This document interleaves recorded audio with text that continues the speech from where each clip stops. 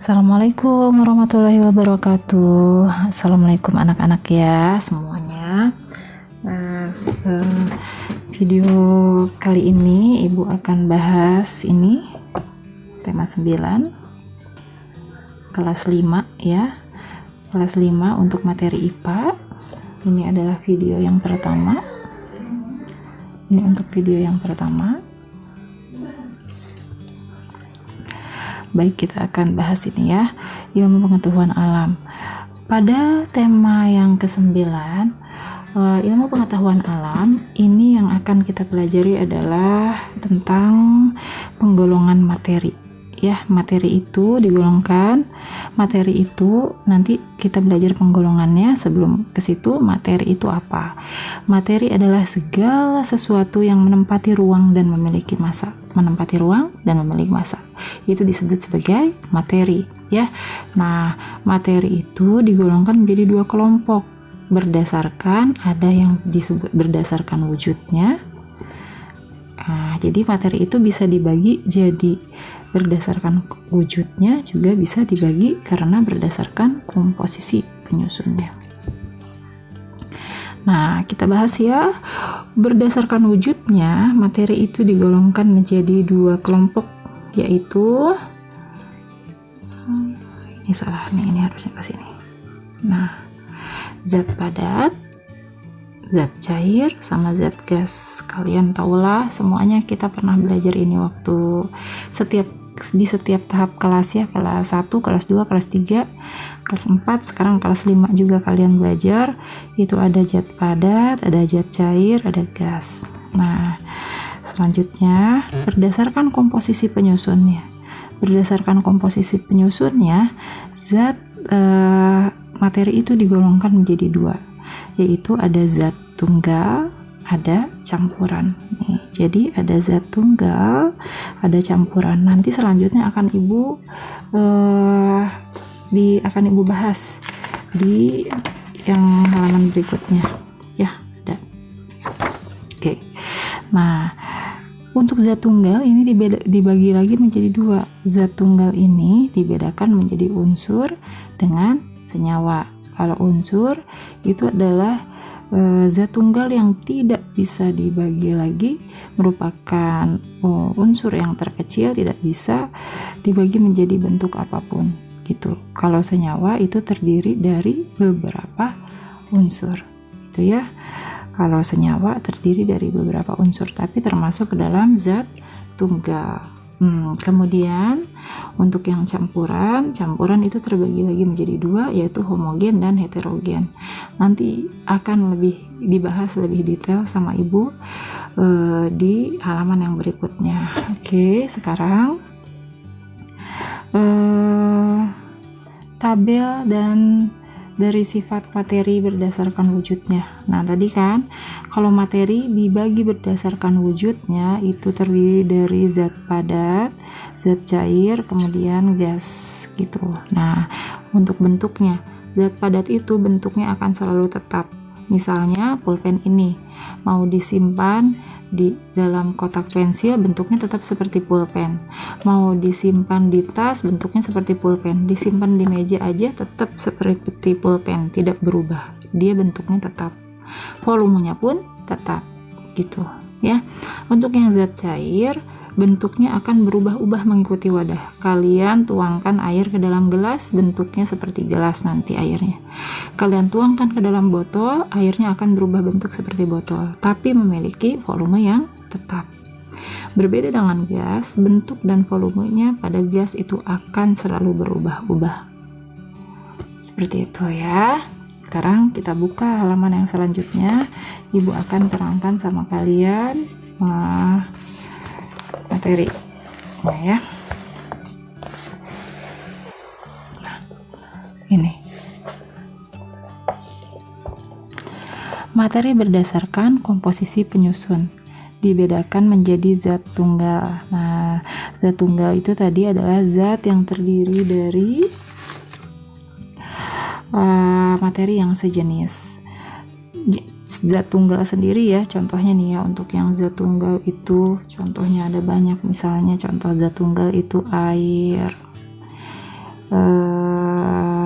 kemudian garam ya, kemudian contohnya yang lain adalah gula. Ini semuanya merupakan zat tunggal ya.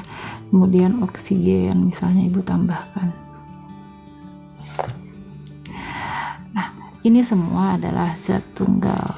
Zat tunggal ini tapi bisa dibedakan lagi menjadi dua jenis ya. Jadi ada yang disebut sebagai unsur, ada yang disebut sebagai senyawa. Unsur sekarang kita ya masuk ke unsur. Unsur merupakan zat tunggal yang tidak dapat diuraikan lagi menjadi zat-zat yang lain. Contoh dari unsur adalah oksigen. Ini oksigen aja nggak bisa dipecah jadi apa-apa. Jadi oksigen tetap hidrogen, karbon, nitrogen, belerang. Belerang itu sulfur ya, es, natrium, klorin, dan masih banyak yang lain. Unsur ini merupakan unsur yang terkecil, sehingga karena dia adalah unsur yang terkecil, dia tidak bisa diuraikan lagi menjadi zat yang lain gitu ya. Kemudian selanjutnya kita masuk ke senyawa. Senyawa merupakan zat tunggal juga yang tersusun dari dua unsur atau lebih yang bergabung secara kimia. Nah, unsur-unsur yang bergabung itu biasanya akan kehilangan sifat aslinya. Senyawa juga dapat diuraikan lagi menjadi yang lebih kecil. Ibu kasih contoh ya. Nah, tadi oksigen sama hidrogen ini masuknya ke sini, ke unsur. Dia tidak bisa dipisahkan lagi. Ya. Tapi bentuknya tunggal. Ini pun bentuknya tunggal. Air kan tunggal. Dia tidak dicampur apa-apa. Selama air tidak dicampur dengan apa-apa, itu masuknya dia adalah zat tunggal. Tapi air, garam, gula itu tidak termasuk ke dalam unsur. Air, garam, dan gula itu masuknya ke senyawa. Ya, kenapa ini bisa terjadi? Kita tulis dulu ini ya. Air, garam, gula. Karena air, garam, dan gula ini terdiri dari dua unsur atau lebih. Air itu namanya H2O. Ada dua hidrogen ditambah dengan satu oksigen, H2O. Jadi ini ada dua. Kalau di sini unsur hanya hidrogen saja. Tapi kalau di air itu ada hidrogen, ada oksigen, dan dia bisa diuraikan, bisa dipisahkan. Hidrogen menjadi hidrogen yang menjadi lepas, dan oksigennya juga terlepas. Nah, yang ibu katakan di sini terdiri dari dua unsur atau lebih itu seperti ini maksudnya. Garam itu adalah NaCl, natrium klorin. Ya, nah ini juga termasuk ke dalam senyawa. Garam itu padahal dia adalah zat tunggal selama tidak dicampur dengan apapun. Begitupun dengan gula. Gula itu C6H12O6. Jadi gula itu terbentuk dari karbon 6, hidrogen 12, dan oksigen 6. Ya. Nah, contoh dari senyawa ini adalah air nih, dijelaskan di sini. Air merupakan gabungan dari dua unsur, hidrogen dan satu oksigen. Baik hidrogen dan oksigen merupakan materi yang berwujud gas. Nah, mereka ini bentuknya sebetulnya kalau lagi terpisah itu adalah gas. Ya, namun apabila mereka bereaksi kimia, itu mereka bersenyawa, ini akan hilang sifat aslinya dari gas. Gas hidrogen maupun gas oksigen yang bergabung menjadi H2O, ini sifatnya akan langsung berubah menjadi cair, akan menjadi zat cair, menjadi air.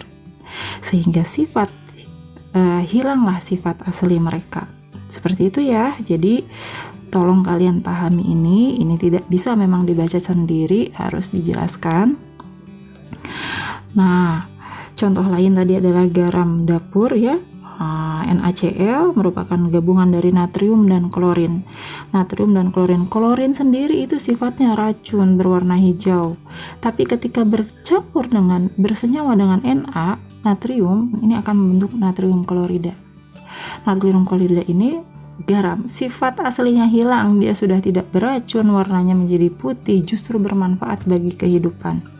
Gitu. Begitupun juga C6H12O6. Karbon itu zat padat, ya, karbon itu zat padat. Sisa arang yang berwarna hitam itu disebut sebagai karbon. Hidrogen dan oksigen tadi diketahui sebagai gas, tapi apabila mereka bersenyawa dengan senyawa yang C6H12O6 ini, komposisinya ini akan membentuk gula yang akan jadi kehilangan sifat aslinya. Gula itu kan manis, oksigen kan tidak manis, atau hidrogen tidak manis gitu ya, seperti itu. Itu adalah penjelasan tentang unsur dan senyawa gitu.